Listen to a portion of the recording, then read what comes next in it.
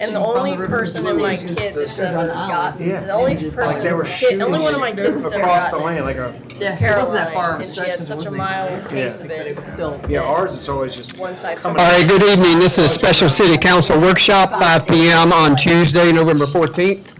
I'd like to call the meeting to order and acknowledge that the press and public were duly notified of the meeting in accordance with the Freedom of Information Act. Nicole, would you do roll call, please? Absolutely. Councilmember Bogosian. Councilmember Hahn. Here. Councilmember Myers. Here. Councilmember Ward. Here. Councilmember Streetman has submitted something saying that he would be out tonight, and that is on the record. Councilmember Popson. Present. Councilmember Anderson. Councilmember Pierce. Here. Mayor Pounds. Here. You have a quorum. Thank you. First item is citizens' comments. Mr. Klaus.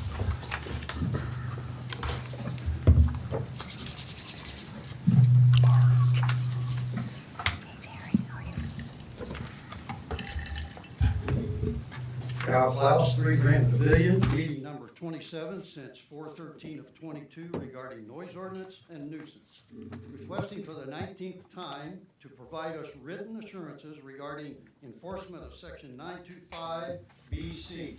Amplified music from Sweetgrass has resulted into a nuisance, which is being perpetrated by the city as a result of not enforcing the ordinance. Requesting for the 3rd time to enforce section 925 I-12 nuisance. We have requested in writing the city issue a cease and desist order to the Sweetgrass Inn as a result of Sweetgrass's contagious noise violations over the past 3 years. At this time, our city has demonstrated they do not have the will to do the right thing, do not have the will to rescue the residents from the empire. To compound my harsh words, the Planning Commission's proposed noise ordinance is nothing more than a classic egregious order-taking process to appease special commercial interest groups, all at the expense of the residents. This proposal picks the winners and picks the losers, further deteriorating the livability for residents in the 57th Avenue area. The Planning Commission's proposal extends noise an additional 3 hours a day and 4 hours a day on Friday and Saturday, allowing the noise to start at 7 a.m. as compared to 10 a.m. Good for residents who live next to the Sweetgrass and Event Center? Hell no! Allowing Sweetgrass 75 dBAs, based on our experience over 3 years, is like giving a pyromaniac matches for Christmas. Clearly, the Planning Commission took an order from the Sweetgrass, a commercial event center located in a residential neighborhood.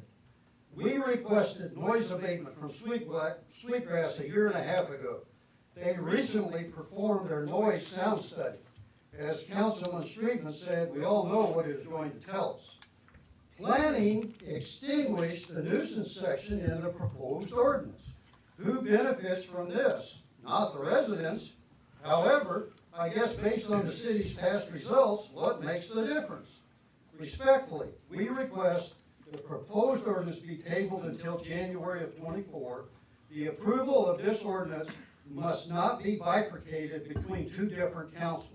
We believe this body of government has noise ordinance fatigue, needing some new eyes on the situation. Let's not build a bad mousetrap in an effort to extinguish the cats. Right now, the crows sound pretty good. Thank you. Mr. Vega?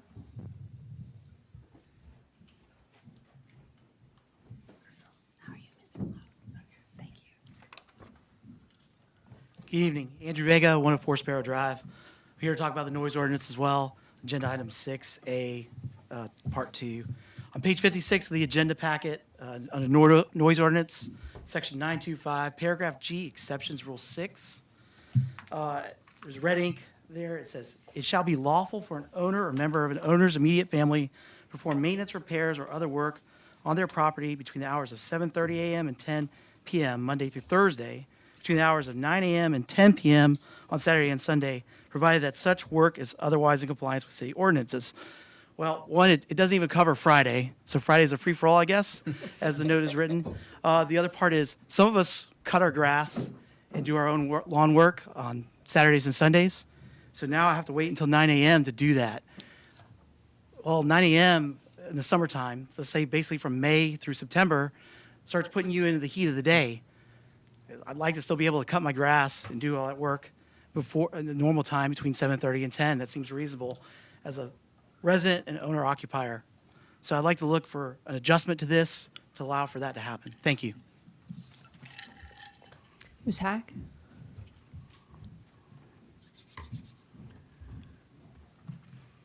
Good evening. I'm Terry Hack. I'm representing the owners of Wild Dunes Resort. Thank you, Council, for your continued efforts and dedication to this beautiful city. Wild Dunes Resort supports the adoption of a citywide noise ordinance, aligning our long-standing commitment to be responsible and considerate neighbors. Over the years, the resort has implemented many changes, too numerous to detail, with the goal of minimizing disruption. Yet, under the current ordinance, there can be no comprehensive resolution due to the broad language that fails to establish a clear, enforceable standard. The proposed ordinance before you contains a couple of clauses needing explanation to prevent additional confusion that may hamper its effectiveness.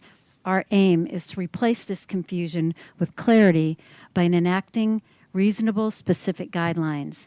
The two specific requests to enhance the proposed ordinance regarding subsection B.5 of the ordinance proposed extending the length of the testing period to 2 minutes instead of the 15 seconds for sound measurements to ensure an accurate representation of the noise level.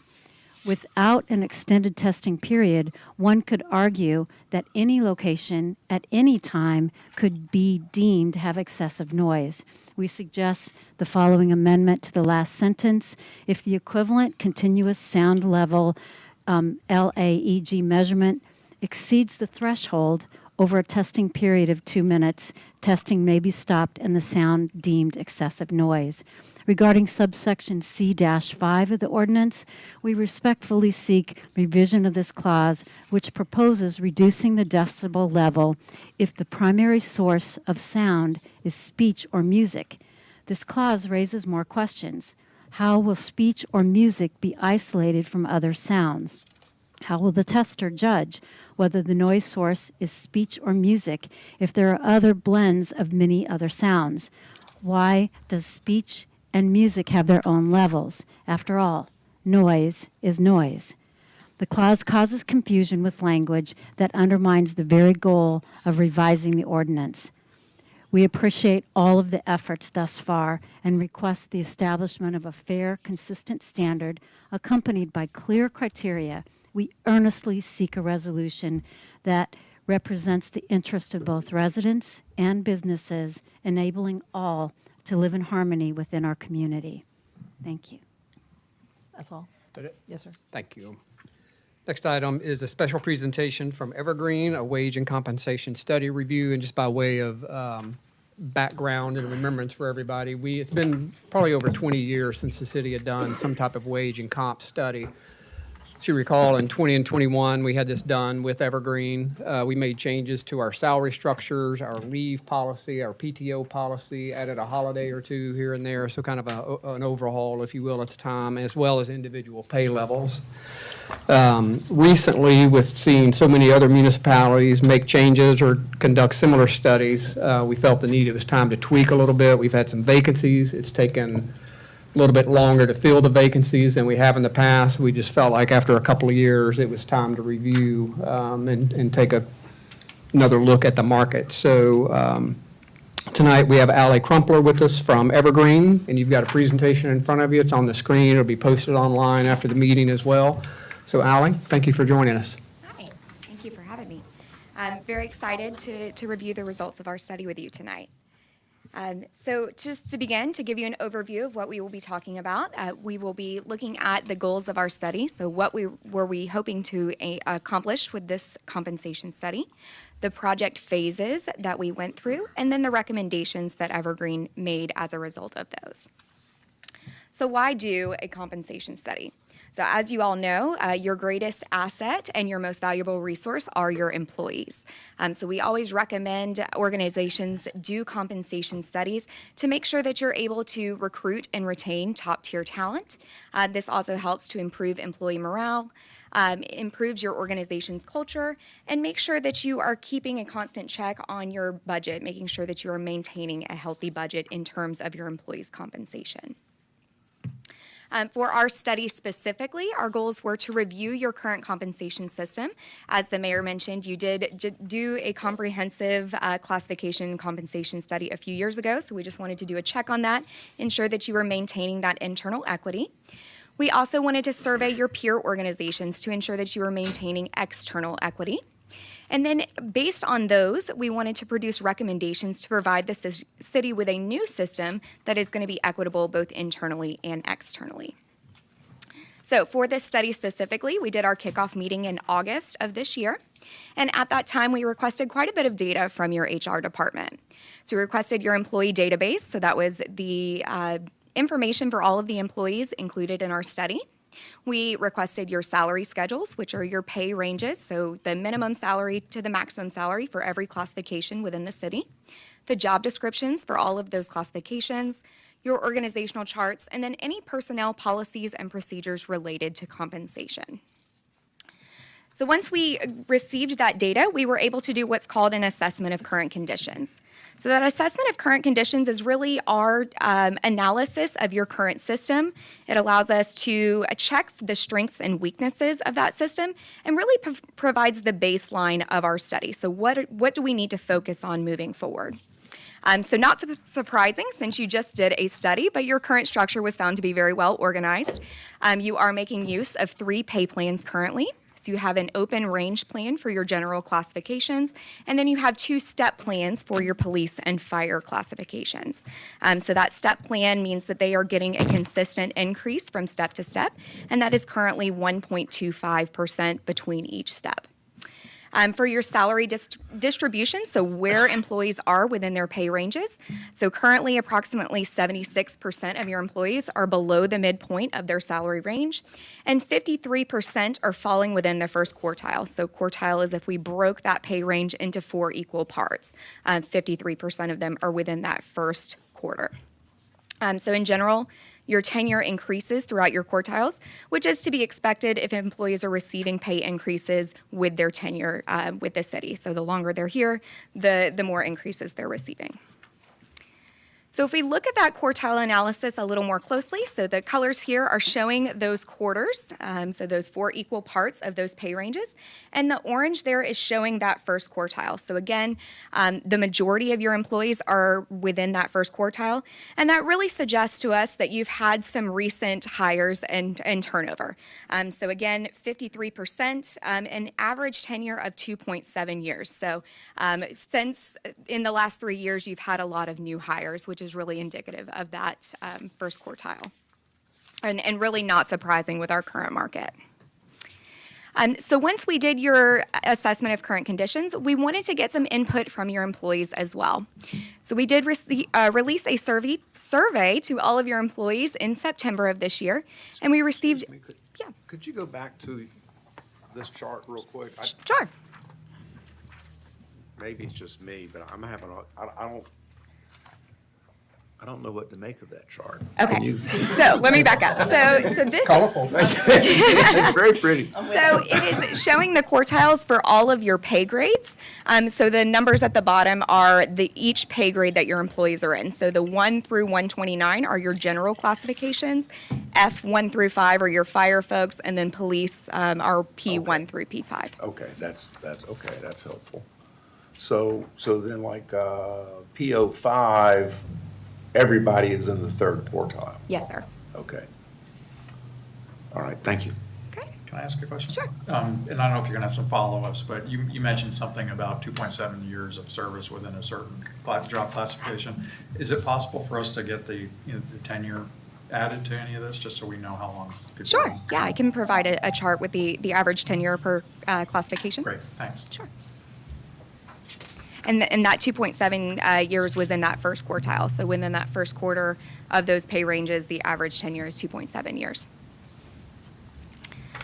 So again, with that employee outreach survey, we did receive 81 survey responses. So that's about 87% of the employees within the city. So that's a great response for your employee outreach. And we first asked why they came to work for the city and why they remain here. So the most common response was location. Many employees also shared that they feel that they have the opportunity to make a positive impact on the city or their local community. Many employees shared that they enjoy working with their coworkers and the work environment that is here within the city. And many employees shared that they enjoy the type of work that they do. Many stated that they came to work for the city specifically for the unique opportunities that are available here, such as ocean rescue. So we did ask employees about concerns they have in relation to compensation. So you can see those here. So these are the most common responses that we received. So employees shared concerns with starting salaries for entry-level positions, compression between new and tenured employees, so meaning new employees are being brought in at a similar rate as employees that have already been employed with the city. Employees shared that they would like more communication regarding how starting pay is determined. Many employees would like to see incentives for education or certifications if those education or certifications are directly tied to their current position within the city. And then many employees felt that the salaries here are not competitive with surrounding municipalities. And in fact, 85% of survey participants felt that your city's salaries are not competitive with the municipalities in your area. So we also asked employees for suggestions on how to be more competitive within the market. So these are the opinions that they shared. And so as shown, you can see in blue, roughly 95% of survey respondents felt that the city needs to adjust salaries to account for the local cost of living. Other top responses included to increase the pay of employees in general, and to increase pay grade ranges, so again, those minimum salaries and maximum salaries, which was selected by about 73% of employees. So this is really indicative that employees are feeling the effects of the current market and the current cost of living. Ally, was there any comments or drill down on add additional benefits from anybody that you're aware of? So there were, so looks like, so that's in the purple there. Yeah. So about 30%, and we did share that as well. So while benefits were not, under the scope of our study, we did collect some additional information on that. Okay. So once we did employee outreach, we did also do an external market salary survey. So you can see that we did solicit data from 15 municipalities. And these peers were identified because they were either close in proximity and represent employers that the city competes with for employees, or they had similar departmental structures to you. So the peers that are listed in bold only provided average actual salary data, so they did not have defined wages for their employees. And we did contact 19 peers, but 4 of them did not respond. So these are the 15 that we did receive data from.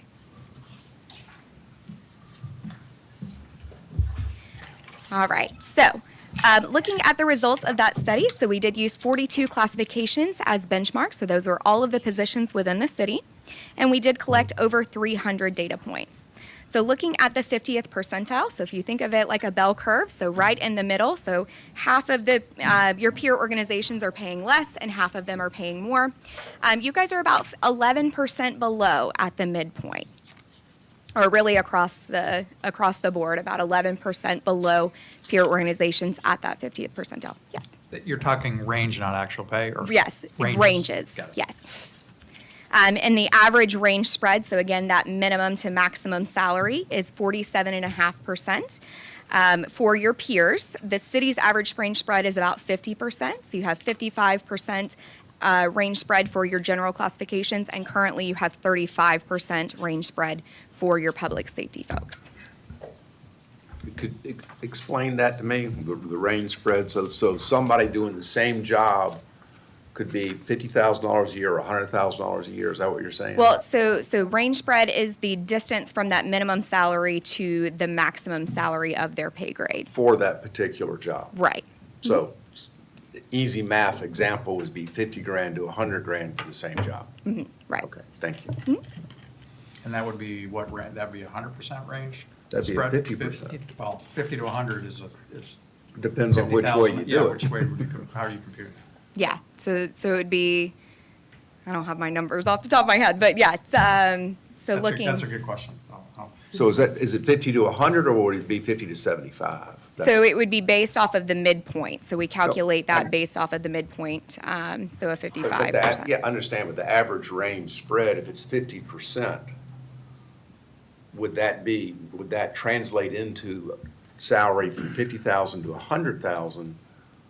Or is it 50,000 to 75,000? 50,000 to 75,000, I believe. Thank you. Can you tell us if it sounds like the public safety has a smaller spread, much smaller spread. Did you compare that? Group to So I other don't have that groups? number specifically, but so on average, those ranges were 47.5. Your ranges currently for everything. public safety are 35%. But when you said Yeah, the that- average, and that's for average all in the peers was classifications. for everybody, so that would be like an apple orange. Right. Okay. Yeah, but I can pull those numbers for you for public safety specifically. Because that might be a place we'd want to address specifically. Yeah, And absolutely. is the range spread based on tenure or certificates, or I guess it probably has a lot of things that goes into it. Well, so minimum salary, we typically consider somebody brand new to the position. Midpoint would be somebody that is fully proficient at their position, and that's really that market rate. And then a maximum salary would be somebody at the maximum potential for that position.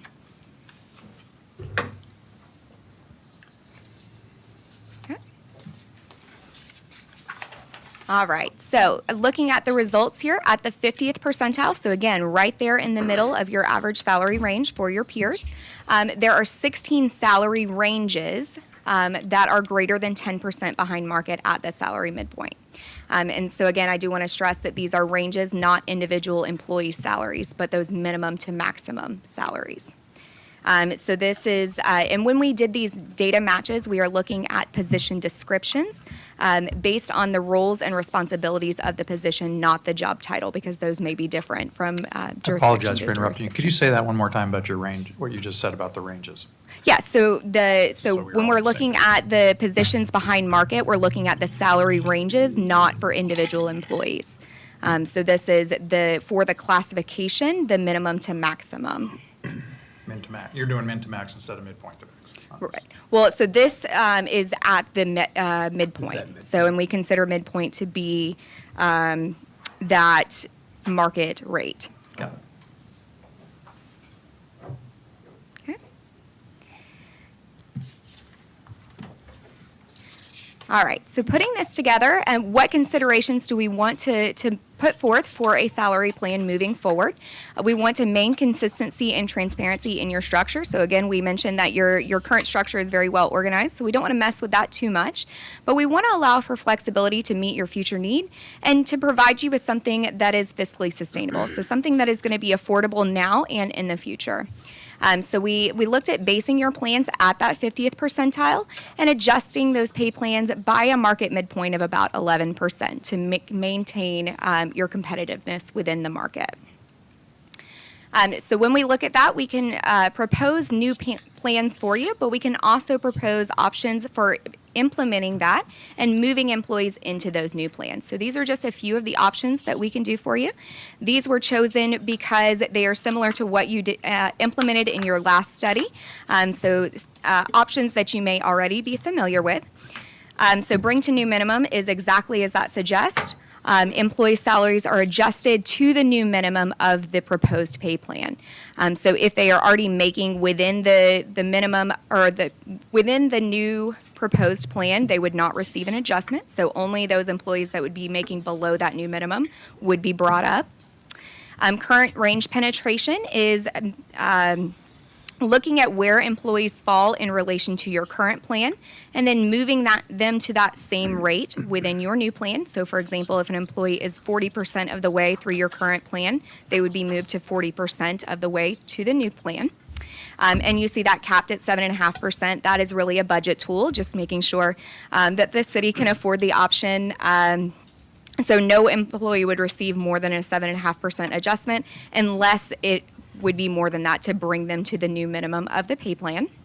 And then your step options, so step to step and step plus one, those are going to be for your public safety folks since they are the ones that are currently on a step plan. So step to step, exactly as it sounds. If they are currently on step 10, they would move to step 10 of the new plan. And then step plus one, if they were currently on step 10, they would move to step 11 on the new plan. So again, these are just a few of the options that we are able to provide for you. But we did want to provide some estimated costs for that. Yeah. Quick question. The current range penetration cap is 7.5. Yes, sir. That includes public safety? Yes. Okay. So we would not add, if we wanted to do a raise for both public safety and everybody else, we would not add step to step with current range. Right. You can do those separately, and we can break out those costs separately to show it if you wanted to do the current range penetration just for general. Currently, as it is shown, that does include all employees. That include, okay, all right. And you can also show us if we did current range, how that affects step to step. Right. Yeah, okay. Before we go on to the cost side of this, so are you looking at this sort of holistically, or are you doing this by the individual 16 salary groups? So this is holistically, so for all of your employees. Okay, so if we've got a salary group that's in the 4th percentile, shouldn't we be looking at trying to treat the people that are in the lower percentiles to do more for them? Instead of looking, shouldn't we be looking at this in the individual salary groups as opposed to the holistic side of things? Well, so this is looking at, so the recommendations for the new proposed plans would be moving all of them into a rate that is going to be most market competitive. I understand that's the objective. I'm just saying that if we look at this holistically, I think aren't we going to end up having people that are at the 4th quartile? You know, you're saying where I'm going. I think we may be top loading instead of bottom loading where we actually need a lot more of the funding per se. It's not specifically directed. It's more of a Yeah, and we can spread across. absolutely. Like the FO5, it's green. Are they gonna get Yeah, an I mean, increase? I The think same we'd increase want as the to other? really drill into this to find out where we can, Yeah. focus the money. And talking with your city leadership, the current range penetration, it was the option that you guys chose during the last study, but you guys have made some, so employees are receiving merit raises depending on their service with the city. And so other options may erase those merit gains. So that's why it was chosen but we can absolutely show you some different options. And then at the beginning, you had all these other things that might be impacting retention and all. I think we ought to take some time to address those all at the same time. Okay. So,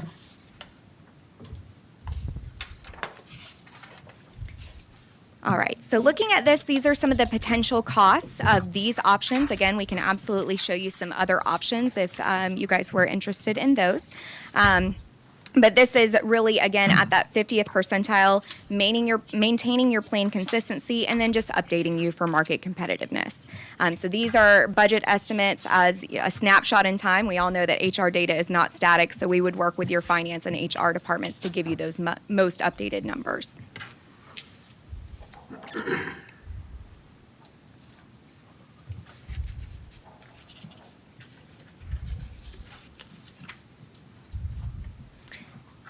And again, just pointing out that the step-to-step options there, again, are only your public safety folks.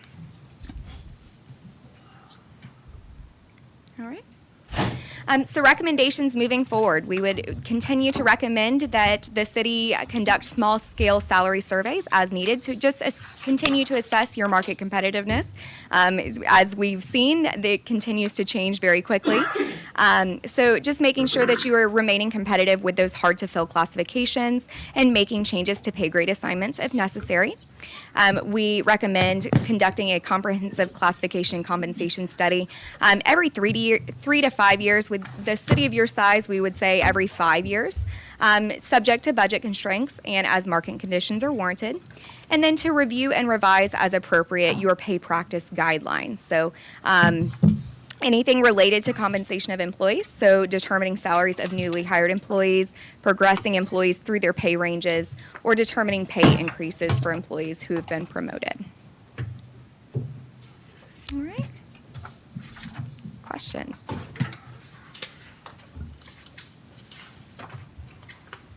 Other questions or kind of Sorry. I think we just have some follow-ups and next steps on kind Yeah. of drilling this back, and it'd be nice to get behind some of the details of these definite, or the salary grades, so that we can do some maybe focused attention to where it might be needed the most. And if you can get us those tenure by quartiles, that'd be helpful too. Sure, absolutely. Kind of our next steps, there's a administration committee on the 20th that this will go to for, Scott, to your point, some deeper dive.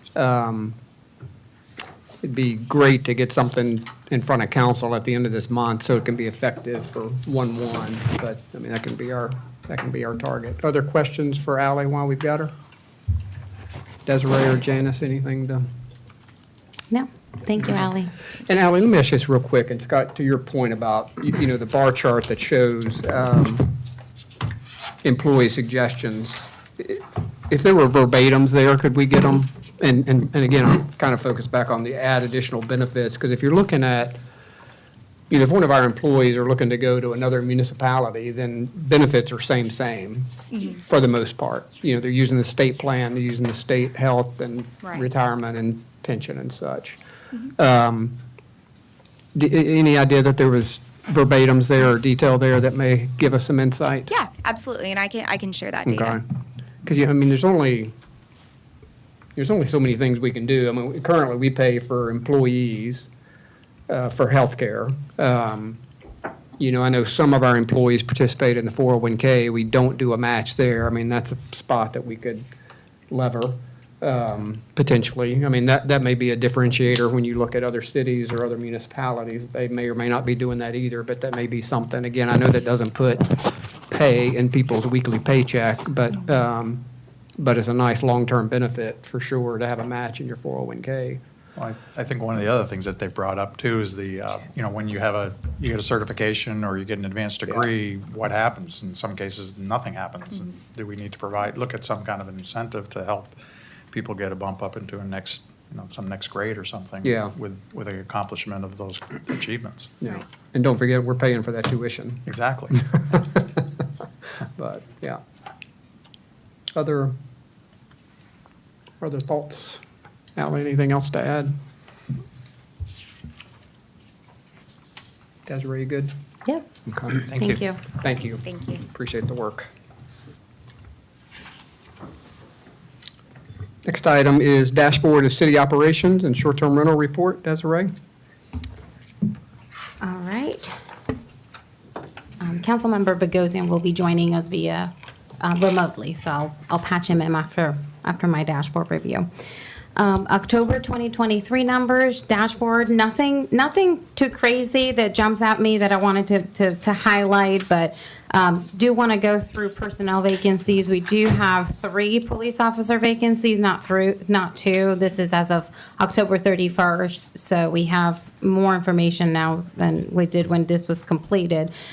We also have 3 paramedic vacancies. These are the newly created positions. We've hired 3 already. 1 is starting later this month. We do have 2 firefighter vacancies as well. And as the mayor indicated, we are having a harder time filling those vacancies, longer times that we have in the past. So I think we are seeing just the impacts of just competing for talent in the low country. Let me see, Deborah will go into a little bit of detail regarding revenues and expenses. I won't take a whole lot of your time on that. Police department charges and police actions were tracking ahead of last year with the exception of parking citations, tracking ahead of 2022, but not 2021 there so far. Our docket continues to go up. You can see that in October, we had about 300 cases compared to about 250 last year, same month last year. The fire department calls by type, more detail in the fire department report. I know there's always interest in learning about the auto aid calls. There were 42 calls last month. Where the city, our fire department was called. Of those, 35 are canceled en route. So just encourage you to look at the detail on that. And as we've mentioned before, we will be reviewing the automatic aid program early next year as we, city council committed for a year-long pilot program. So we'll have all that data consolidated for for the new year. And then the other thing that I wanted to point out, our building department, look at new homes permitted. We're kind of lagging compared to the past 2 years, so we're definitely seeing an impact of interest rates and just inflation, I guess, on construction and activity happening on the island. And then also we've included the STR report on the following page, detailing where we are currently on short-term rental applications. And I don't have it right here. So as of October 31st, we've issued 1,850 total short-term rental applications, and we have 5 that are pending. We did receive the updated data from the county for 2023 on dwellings, and we have incorporated that into the new report and added a column to the section that shows the distribution between 4% and 6% dwellings over time, and we did not see a change in that distribution between 4% and 6% compared to 2022. So that stayed at 36% of our dwellings are categorized under the 4% property tax data, and then 6% investment properties for representing a 64% share of our total dwelling units. I think that's it, unless there are any questions. Questions on the dashboard, or all the departmental reports were also included in your packet? Anything? Anything? Yeah. There are 5 licenses, short-term rental licenses pending right now? Yes, ma'am. Okay, thanks. That means they applied, they're either waiting to be paid, or there's additional information that the applicant has not yet provided to allow that to close out. Mayor, Yes, sir.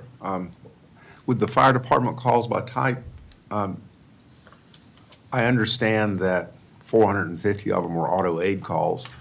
We still had almost 700 calls, which is massively more than we've had in the past. Do we know why that is? Are you looking at the monthly report? Yeah, no, I'm looking at the dashboard. Oh.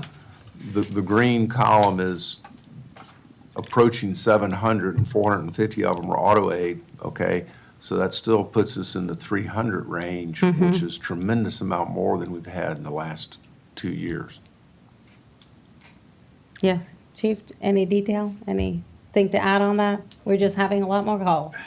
Yes, I mean, I can't speak to, I think we're just, yeah, I mean, we've looked at it, but I don't see any trend that we can identify. I mean, it looks like it's almost 10% more calls than we're Than we've had in the used to past. have. Yes. You got the math right. That's correct. I mean, I think a lot of people are, you know. Hey, Chief, do you calling mind? Typically. Just come to the mic there. That's perfect. So call volume for us is directly related to the amount of customers that we have, or, you know, the visitation to the island. So we might be able to directly correlate that with, you know, rental occupancy, special events that we have, and just more people here, you know, with our parking revenue. We might be able to trend that. But, yeah, to your point, yes, we are definitely, our call volume has increased, even if you remove the auto aid piece. We're not responding to any different calls that we have responded to or not responded to in the past. That's maintained consistent. The only outlier is with the automatic aid piece, and of course, as you remove that, you still see an increase percentage-wise. So that does mean we're a healthy community, because we're based upon, again, the people. If this island's vacant, then we're not, you know, going to be responding to those amount of calls. So The expanded season, if you will, on the island, you know, which used to be Memorial Day, Labor Day, is now March to October. Is that some of it, you think, or? It could be, absolutely. So historically, I can't speak to that to the point that maybe you can, you know, living here. But what we have seen and talking to our people, that is just exactly what you said. We see The season for us now, for our training and how we're planning, is once we hit March, we are into that. March is just like what May and June typically used to be. We're seeing a lot of people from, example, as I walk here to City Hall to get mail and to say hi, do meetings or whatever we have to do. As I talk to people and look at license plates, I see specifically, New York, these other out-of-state license plates in March. Then April, you see a different set, and then you see a lot of folks from Tennessee coming in at specific times for fall break, spring break. And so I think what Isle of Palms is seeing, from what I can see, just walking across the street and talking to people, looking at our call volume, is that we have just what you said. Our season has expanded a little bit, where that March timeframe is busy, where in years past it wasn't. So we're ramping up our water rescue training and a lot of our other training in February and trying to finish it up by early March to be ready, because once mid-March hits, we're just what you said, quite a bit busier. But then we're not seeing it on the police side, that same increase. I mean, we got an increase, Chief Cornett, but it's not the same percentages. So something's going on. Yeah, I mean, for us, again, we haven't increased the type of calls that or changed the type of calls that we respond to. And those are all emergency responses, calls for service. So. Well, then I won't be calling you. Don't worry about it. Well, we're here all the time. If you need us, we're here. All right, let's, Mayor, just as a comment on that, of course, for me, we can check the traffic volumes crossing the connector to see year to year. If there's been an increase on that, that would be at least a start from Sure, what you're talking about. there may be a correlation there. What correlation does COVID have with these numbers, if any? Great question. Big picture, I think society has changed a little bit, and people, how we travel and vacation and that type of thing since COVID. There may be more people that, because of inflation and people maybe not traveling long distances. Charleston, obviously, we've seen an increase in the amount of people that are moving to the Tri-County area. So maybe those people pre-COVID who would have been traveling longer distances, maybe they're staying here and they come out here during the day more. And so we don't see the overnight rental occupancies, but they're utilizing, the beach during the day. But so there have been some societal shifts, and that's been documented, and I think some of that probably could be correlated with our call volume as well.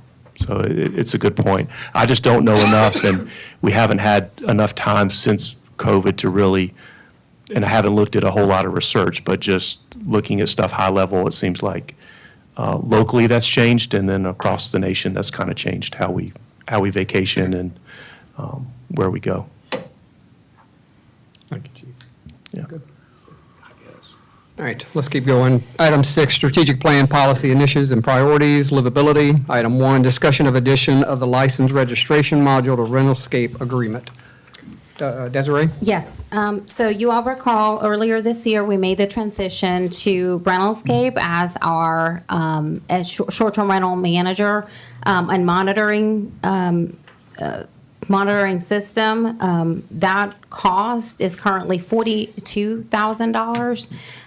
In the budget, we intentionally added additional funds to allow us to add more modules to the system to help us currently manage the application and the payment process. So we are in the process of securing that piece, that module. If you look at page 37 in your packet, it shows the list of offerings. We currently have the property identification module for $2,000 and the monitoring and reporting for $40,000. We are adding the short-term rental registration portal for an additional $15,000. And what that does is it allows us to use that portal, which is currently monitoring and reporting on those properties that have short-term rental licenses, to renew their licenses through that portal and make payments through that portal. So it just consolidates and creates a lot of enhanced efficiencies for our operation.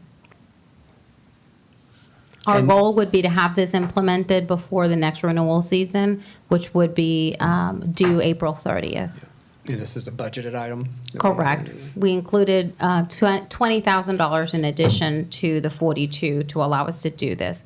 We have other budgeted numbers associated with property management, but this would come from the additional 20,000 for short-term rental management. So can I just question, this will help us track the business license fees, recorded or declared revenues, and that, it's basically the whole registration process, or a good portion of it? So track, for example, In other words, this is a registration, so Yes. right now, that, I know like when I do my business license, it's Mm-hmm. a fairly manual process. So this is gonna capture like, declared revenues from on the business license application. This is to the issuing that, or? well, right now, we capture that information that's provided by the applicant. We Correct. are confirming a lot of that information, I'm which saying use. that'll go into the system. Correct. Yeah, It all that's go, yes, it will go in the system. Right now, we use Cognito Forms, and it just requires our clerks entering that information again to our financial software. This would all go to the same, to the Rentalscape Great, portal. okay. That's it. Yeah, so That's from a fine. user standpoint, a little bit easier It aggregates up process. the data integration. Correct. Yeah. Good. Thank you. Next item, discussion of planning commission recommendations regarding new noise ordinance. You recall, a meeting or two ago, council decided to put this back on the planning commission. I know they've spent some time with it. Douglas or Desiree, who's, Yes, I'll let Douglas, I'll just a reminder, this was an issue that we worked on with the Public Safety Committee for quite some time, brought it back to council, and about 3-4 months ago, City Council decided to send it to the Planning Commission and let them sort of grapple with the issue for a little bit. We have some unique perspectives in the Planning Commission and folks that have a expertise in noise and sound. So I think the council was interested in tapping into that talent. So the Planning Commission spent about 3 months evaluating our current ordinance, looking at changes, and the presentation in your packet includes the proposed changes. So I'll let Douglas walk you through what those are. We're focusing on those sections of the code that changed between the time you last saw it, that coming from the Public Safety Committee, to what the Planning Commission is recommending you all consider changing from those versions. Yeah, thank you, Desiree. As she's said already, they began in September really reviewing this, and the Planning Commission started with meeting with the police department personnel about their challenges with the noise ordinance, what enforcement issues they're having, what problems they're being called towards. So they had a productive meeting there and understood, and kind of going back to the starting place of the public safety ordinance, the need for a decibel reading. Trying to make this a more subjective enforcement call. When an officer arrives, they know what they're specifically trying to measure for and figure out. They then, at their October meeting, and a lot of this had to do with, there's numbers here about various decibels, and I think to the layperson that's not a sound engineer, it's not crystal clear what 65 decibels sounds like, what 75 decibels sounds like. So under the kind of management of David Cohen, who did this for the Navy, they had a sound demonstration. They set up equipment in the back of the room with monitoring equipment in the front of the room, and they went through the various decibel readings. So they started low, kind of, listen, this is what 50 sounds like, this is what 55 sounds like, and crept up. And they hit each of the different levels that are contained in the draft ordinance. They also analyzed existing levels of just ambient sound. We have meters that are taking readings, and I think that process really uncovered the fact that, in the middle of the night, with nobody making any noise, if your property is fairly close to the ocean, you have a little breeze, it will stay at about 55 decibels. So that would make a very challenging enforcement situation where if the limit was 55, they show up and anything's happening, the meter's going to say 55. So does that trigger an enforcement action or does it not? So that issue is really kind of woven throughout their recommendation of trying to differentiate this ambient sound that is just uncontrollable, and then what they've kind of defined as raucous noise, speech, things that are controllable. So that's probably the biggest takeaway of their changes. So with that introduction, I'll just kind of go through the ordinance that's in your packet. I'm starting at page 49 of the packet. A lot of them also are just technical. David is very, on page 49, the definition of construction was deleted. It's actually a term that's only comes up with city projects later in the ordinance, so it's not really a term that's relevant to the ordinance. Instead of, they have decibels in there, but the proper sound level term is equivalent continuous sound level. So that's a new definition in there. It names the commission that deals with this on a federal level, adds a term about plainly audible, adds a term about raucous sound, and keep that in mind, and I'll just say that a raucous sound and amplified sound is later very specifically handled, and a raucous sound is yelling, screaming, banging pots and pans. That's an intentional act, but a thing like an HVAC system would not be considered a raucous sound. That has a purpose other than just creating noise. So that comes up as we get later into this ordinance. Sound level, sound meter, those are just kind of technical clarifications. Changed the definition of noise measurement to sound measurements throughout. That was deemed to be the appropriate term. Noise, I think specifically, is an irritant, where sound is everything. There is the process of taking measurements. It was brought up at public comments to take that for longer. I do think that there was some science between taking it for 30 seconds. The idea there is you don't want to just, if somebody closes a car door, you don't want to find them in violation of something. That's a one-time spike. So it's 30 seconds. The thing about only taking it for 15 seconds is just the law of averages. If you get there and you're going to measure it for 30, but the first 15 were all above, it's not going to average out to anything less than a violation. So you could stop after 15 seconds. The next sections get into the levels that were, and again, these levels were part of the public safety recommendation. Of note there, daytime residential levels, they recommended be increased from 60 to 70. The thought process behind that, again, to remind you that middle of the night was kind of getting 55. You start adding traffic noise, daytime type activity. If you were to have kids swimming in the pool, splashing, 60 would trigger a violation in their mind. So 70 gave latitude to allow just what they deemed to be kind of normal activity that would take place on a residential property. Do you want us to hold questions to the end? Okay, I have a question right here. Okay. C1, where you're talking about residential, why do you include rental properties also there? I mean, isn't residential properties sufficient to what we mean? Yeah, that was in the public safety. If it's not changed, that's not a planning commission change, so that came from the public safety committee. I think it would read the same. I mean, a residential property, I think I don't recall us discussing that in public safety. It's not a change from previous drafts. Right. But I don't see a problem if it is slightly redundant, I would think. 75 decibels in commercial districts, that is left unchanged, so that came from the that came from the Public Safety Committee.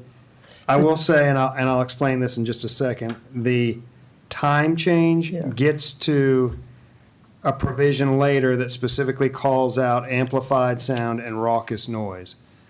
So in the old ordinance, it had 10 a.m. as a starting point. Under this recommendation, 10 would be the starting point for anything raucous. So that would be, or amplified. So stereos, kind of yelling, all of that type of stuff, that would all have to wait until 10. So at 7, between 7 and 10, that would be just your routine noise, deliveries, car doors, things of that nature. That would have to fall on that 75. And then at 10, raucous sound could begin. 10 a.m. 10 a.m., did I say p.m.? No, 10 no, I'm yeah. just clarifying. That is correct. And So- that is a change from the old ordinance and from, I think, what we were discussing. That's correct. Yeah, so it's the same kind of principle. It's just that the planning commission found that Okay.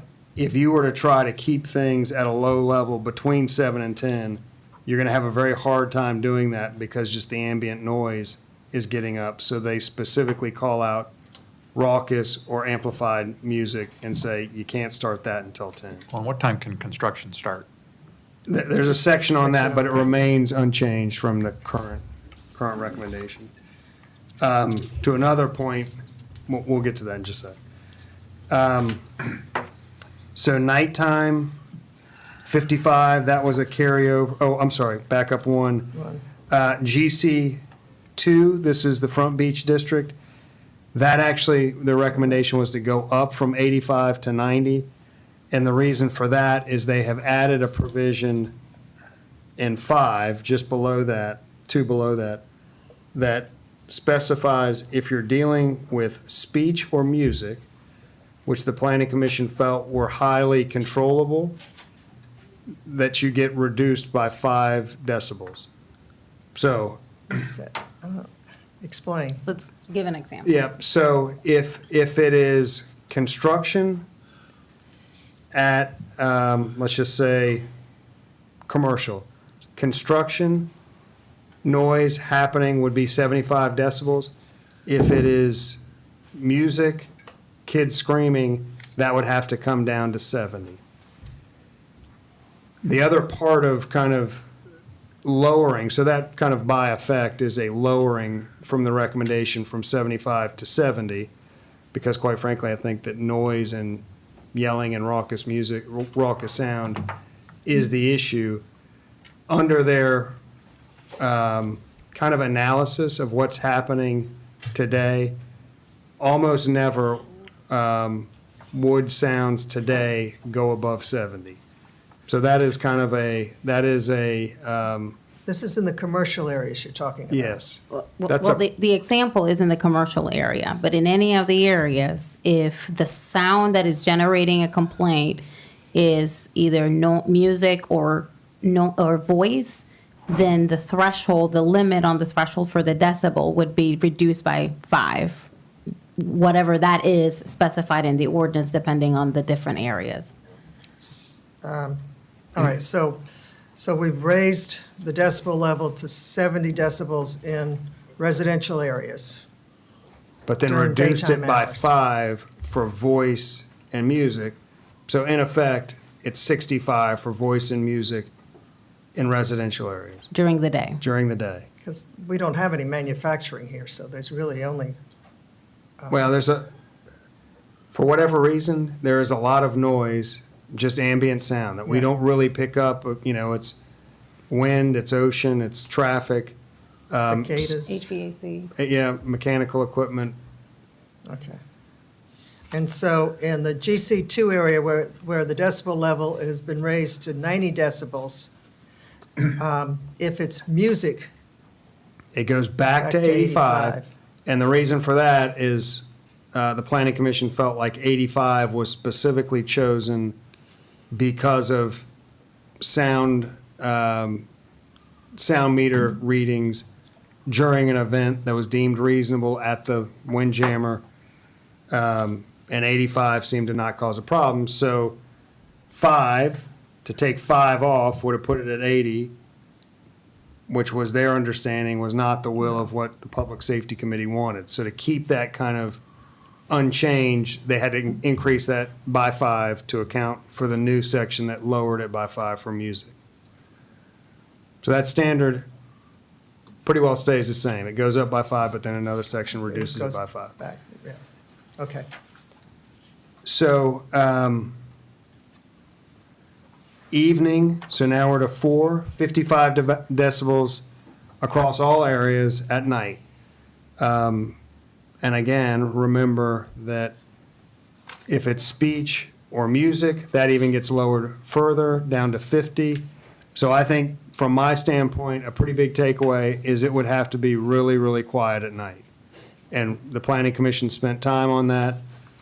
They felt like that was the appropriate, that was kind of the appropriate line to hold, that at night, you're really going to have to be quiet to stay in compliance with this ordinance. And do you mind just reviewing the hours that are defined as nighttime? Yes, and that has that same change of changing currently, or the recommendation they had was defining the night till 10 a.m. They're covering till 10 with the upcoming raucous and amplified sound section. So they've moved that forward to 7 a.m.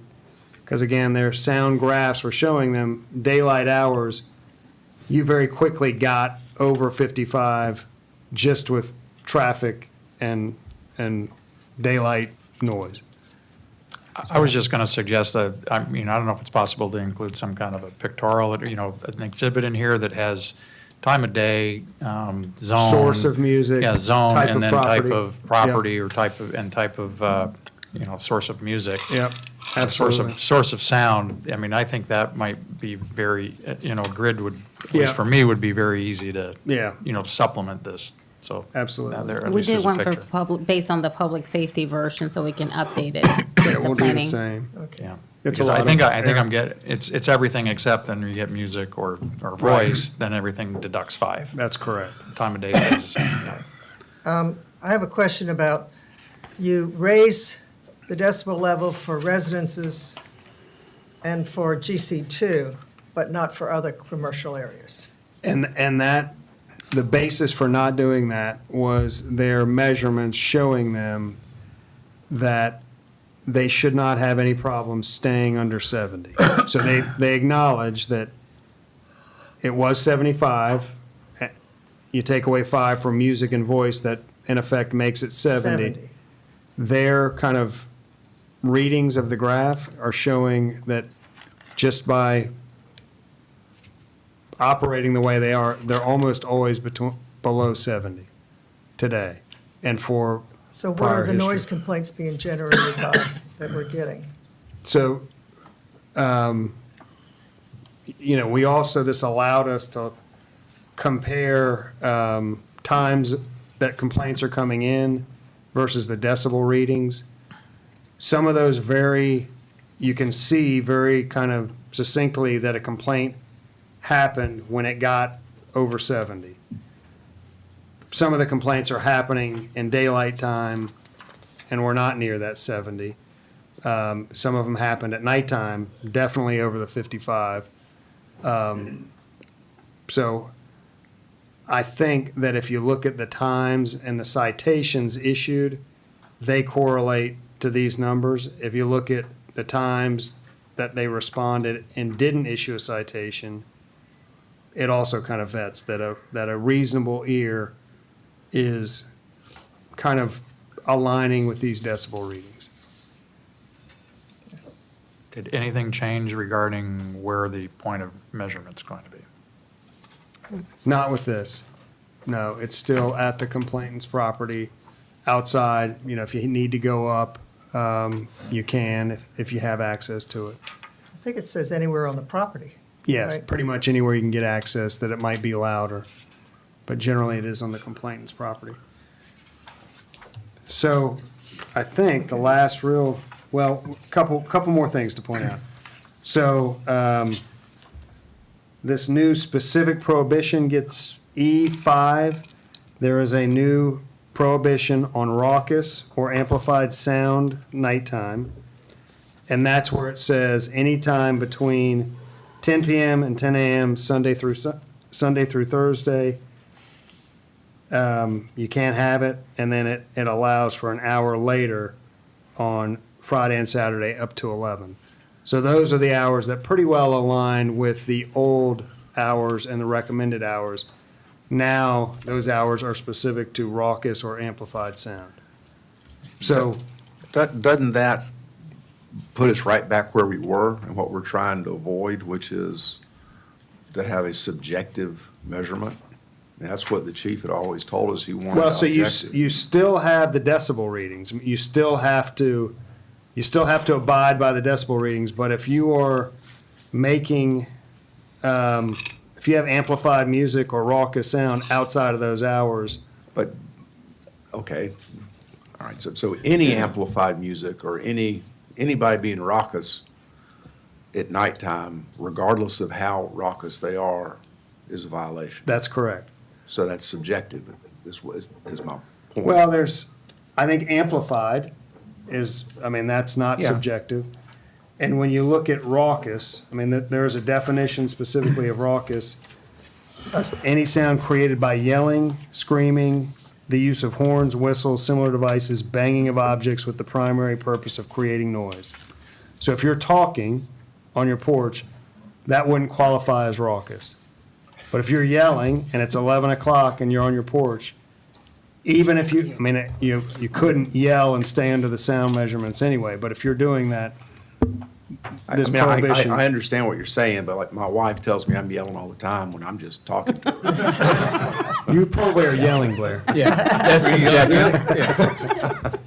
But Chief Cornett, are you familiar with this? Are you comfortable with this as far as enforcement?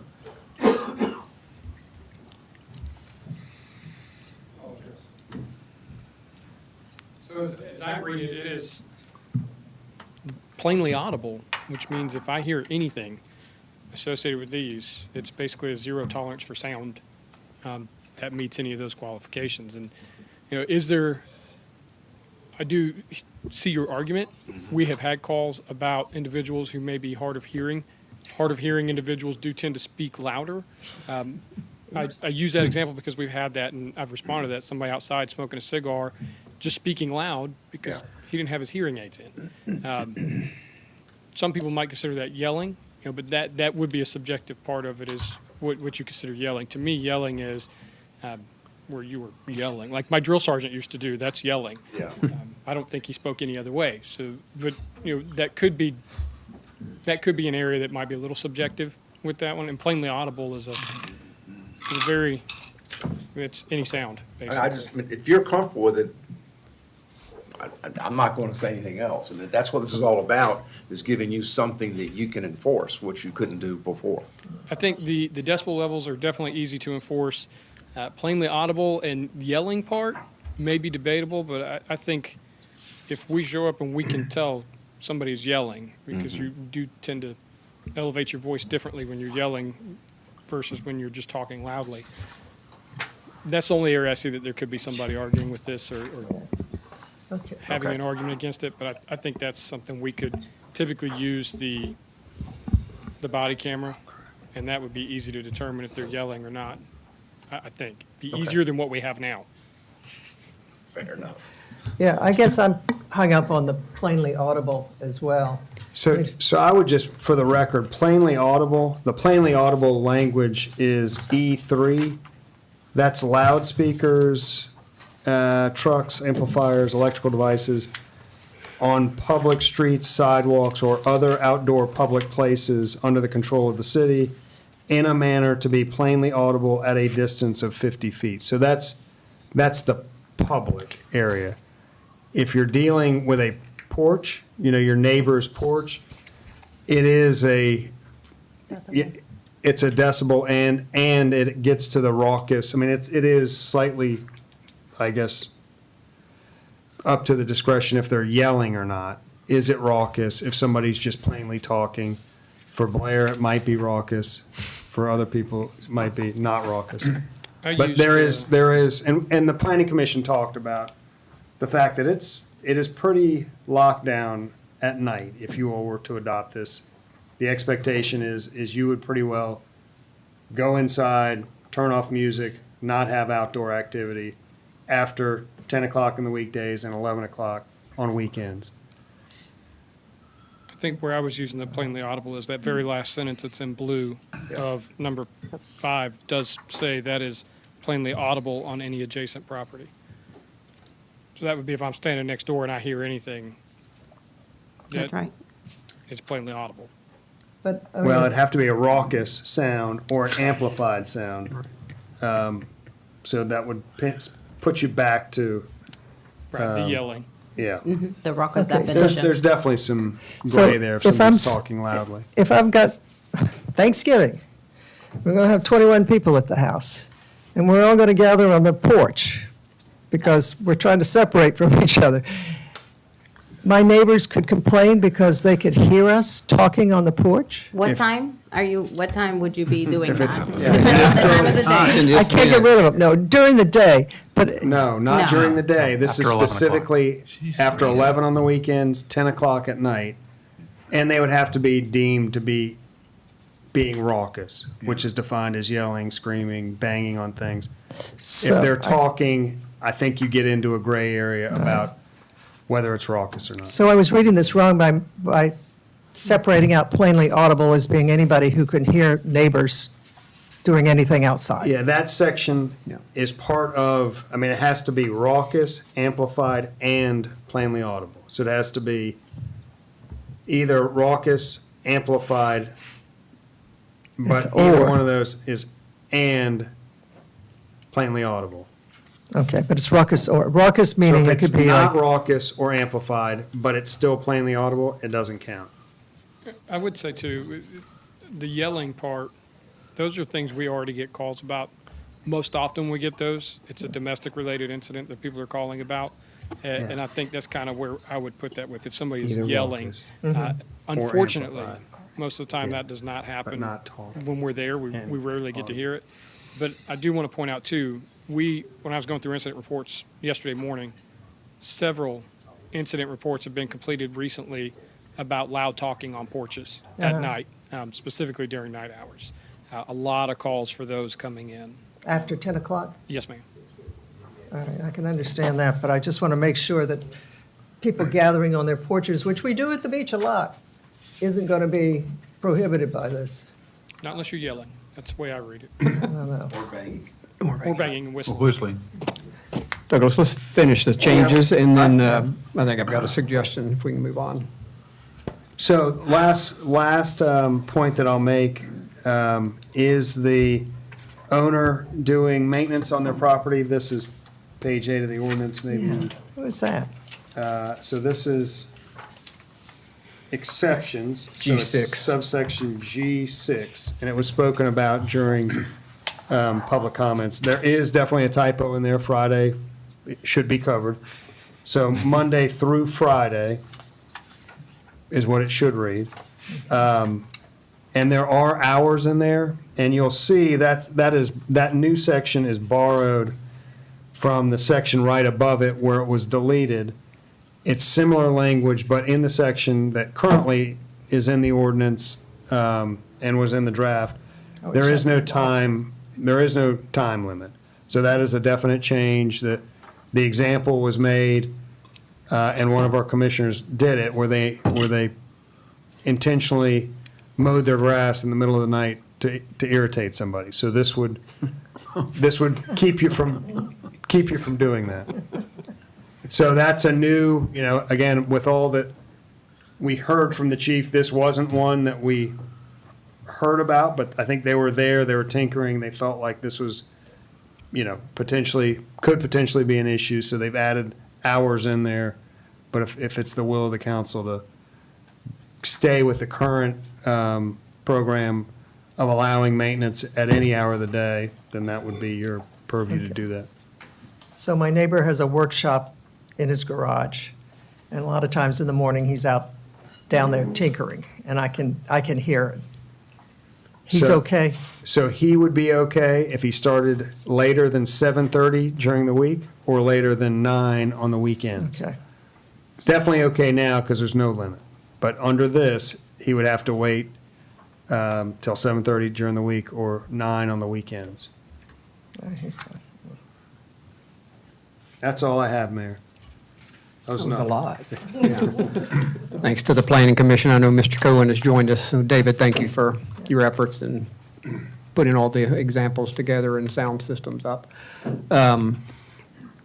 I would make a suggestion that we take this to the new Public Safety Committee in January and let them, let the air out of the room just a little bit on this topic and let them take it up. I would say that this is a lot cleaner than what we had before, and I thank David Cohen and the Planning Commission in particular for all of their time on it. I think there are a few things that we need to probably just go over and make sure that we agree with. The one other thing I'd like for us to address that I found when it was at the Public Safety Committee before was the violations and penalties, specifically looking at treating residential infractions separately from commercial infractions, and just see if we could figure out a penalty system that works better for each of those. So I'd like to I'll bring that up well, depending upon who's on. Yeah, so other comments are good with that path? What she just mentioned? No, just taking it to the new Public Safety Committee. Yes, on- Agree. Yes, yes, Okay. yes. Douglas, Desiree, good, All right. good. Thank you for your efforts. Public Planning Commission, very much appreciated. Next item, environmental discussion of recommendation from Environmental Advisory Committee to continue glass recycling program at an annual cost of $9,600. This is something we did for a trial period this past year. This is in the budget, and the committee is recommending to continue it for another year. Desiree or Douglas, anything to? I would just say that Fisher Recycling came to the last Environmental Advisory Committee meeting. They felt like the program was very successful. They are going to need to add containers. It's growing. According to them, over an 18-wheeler full of glass got taken off of this island since they started. So felt like it was a good, productive. And I'm not even using it, just for clarity, Douglas, you know what I'm Yeah, saying? if you start, we could really. Mayor, could you just for the audience, review why this is different than the county recycling that everybody already has? Yes, I'll just kind of cover that.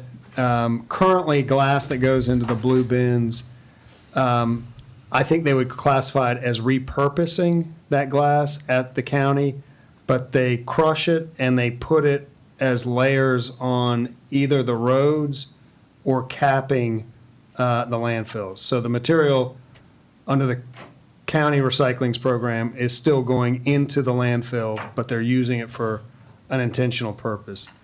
This program, it's not going to the landfill at all, and the majority of it gets repurposed into new hard surfaces for countertops, kind of a concrete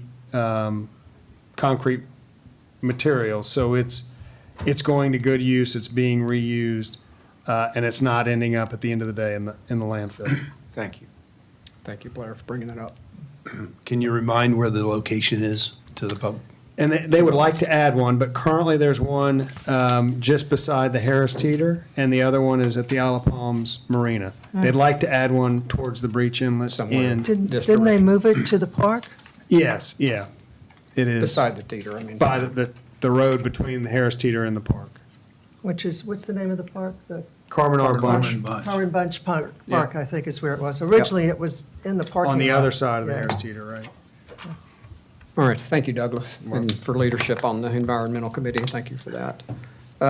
Next item, Public Services, discussion of parking management proposals. Yesterday, in a special called council meeting, we heard from the 4 vendors' presentations. I know they had already made those presentations also to the Public Safety Committee.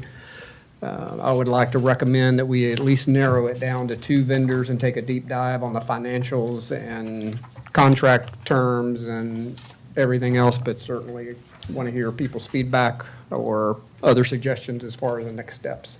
Yeah, Mayor, from my perspective, I agree. And there are two that, from my perspective, stood out from the others because they already handle parking very similar to what we currently have, which is parking in grass and sand areas on the sides of roads, and meaning beach parking.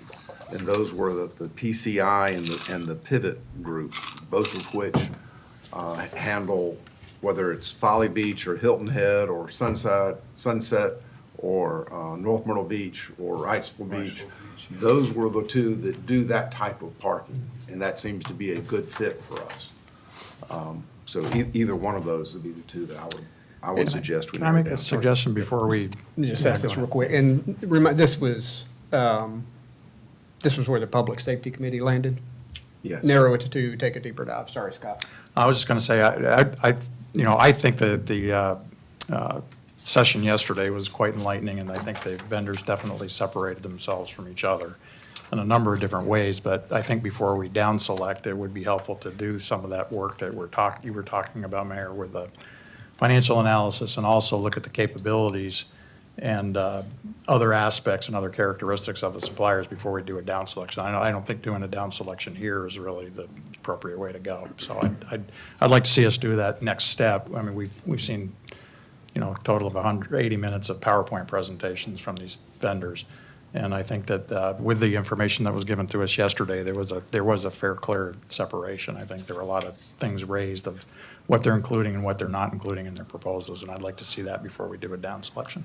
So reconcile your comment, because I completely agree that there were two that stood out. So why would we go down the path with two that may not? Let me just talk more about that. Well, because we may not, once we do that work, we may not agree on, maybe we put that to full council when they're all here to determine which two those are. And we need to check references. That's a given. Yeah, and I think we could call, at least for the two, but possibly, I don't know, depending upon when we decide which two it's going to be. I have a question. Yep. What kind of time frame are we looking at? If we're going to put this into effect on the coming beach season, won't they have to gear up? That's the driver, for sure. Oh, Definitely, yeah. I know you had a timeline, kind of, I think we're past that already, but to get to the beach season. Yes, the goal would be to have a vendor, if that's the direction that the council wants to go, to have a vendor that would be in place to manage parking starting next season. And we start collecting fees for parking down at Front Beach on March 1st. March 1st Have they through expressed October. to you how much lead time they would need? I'm sorry? Have there, any of the vendors expressed to you how much lead time they would need to ramp up? It's typically between 30 and 60 days. But So we have before enough that, we'd time. have to At best, negotiate, negotiate contract, get that contract approved by council. Hiring. So we have a little bit of time. Yeah. And it could be a staged that's- implementation, focusing on the lots first and then expanding from there. Certainly, that's something that could be negotiated. Scott, do you have a comment? No, I think we do have a little bit of time, and, my comment always is I'd rather do it right than fast. And I know we've been working on this a while, but we had a couple of missteps, and I think that we're on a good path now. I'd rather have do the thorough work that we're already embarking on. And, with that information yesterday, we've had one day to think about it. I certainly wouldn't want to make a down selection on one day of digestion. Yeah, so so bring it to full council on the 28th. Yeah, let's have the And have a conversation motion in there and front of see us. what we've got. If we can do the business casing and do the, revenue sensitivities and do the characteristic comparisons on all of these four vendors, I think, we'll see some emergence, and then we can talk about it. Okay. I still think there's one or two that I wouldn't waste time on. No, personally. I'm with you on, I'm I'm not sure. totally on board with that. Yeah, I think we ought to have the conversation. I'm confused then. What are we doing? We're going to pick two at the council meeting? I mean, this has been going on for over a year. We need to have a parking vendor, in my opinion. Yeah. I'm not aware of any missteps that have happened. We've had these four people come twice to the Isle of Palms and give us basically the exact same presentation. I don't think it was the exact same presentation. I watched the It was first one and I watched the pretty one close. I sat through yesterday. both of them, Scott. No, actually you I didn't. sat through both of them. Actually, you 4 didn't. hours each one, each time. Actually, you didn't. Yeah, I did. Not while you were outside doing your newscast. Well, okay, so I Let's missed take 10 this. minutes. So I think, I did. I sat through both of them, Scott. And I'm offended by you saying what you've just said. It is offensive. It is. It's a fact. So you need to tighten up a little bit, buddy. All right, so we're going to bring it back to council, and a motion can be to narrow to 2 and take a deep dive on 2, take a deep dive on 4. We'll have it with full council. Fair? Yes. Thank you. Thank you. Next item is discussion of using budget savings to purchase and install apparatus bay fans and LED light upgrades in Fire Station 2. We've got good news here, that we've had quite a bit of savings on our initial path, but we can take care of both stations, I think, within the same budget number, so. Desiree. That's right. In our current fiscal year, we budgeted $200,000 to install the exhaust systems at both bays, Fire Station 1 and Fire Station 2. Last month, City Council selected a vendor for that project, and after we sought bids and got bids, that cost what was $97,000. So that leaves us with $100,000 of savings. Thank you. Of savings on that project. Chief Oliverius is requesting a reallocation of some of those savings to allow for the installation of fans and upgrade their lighting system at Fire Station 2 at 41st Avenue. This would be a project that was planned to be included in the next year's budget, but since we have some savings, we just want to go ahead and get it done at the same time. We are already installing new fans at the public safety building. So it would just be a matter of doing it at the same time. This is really just to take care of Fire Station 2. Yes. So. Chief, you're now in charge of procurement. Good savings, man. That was this. Desiree, sorry, anything else? So I am just, I will be making a recommendation for council to approve, a request for council to approve it at the November 28th meeting. Thank you. Questions, comments? Like I said, it was a good news. Next item, personnel discussion of a wage and compensation study review. I think we've already had this conversation. This will go to administration committee on the 20th with hopes that we'll have something back for council to take action on the 28th. Other items for discussion of ordinance 2022-15, which amended standing committees from January 1st, 2023 through December 31st, 2023. The ordinance is in your packet. You recall we did a temporary ordinance to suspend the original 5 committees and got it down to 3 committees with a workshop. We've been doing that this year. You know, the last few months, I think the workshops have worked well, and our council meetings have been, really quick, just from a voting standpoint primarily. I would love to see us, with the new council, continue this particular ordinance for next year with the 3 standing committees with the workshops. But I'll just open it up to comment or thoughts. Yep, Jan. I like the changes so far. I like the 3 committees that we have.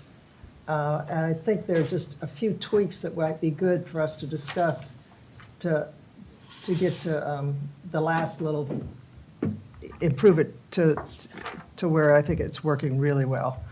And I'd suggest that we extend this for 1 more month and let the new council decide whether there are any tweaks or improvements that we want to make before we just pass it.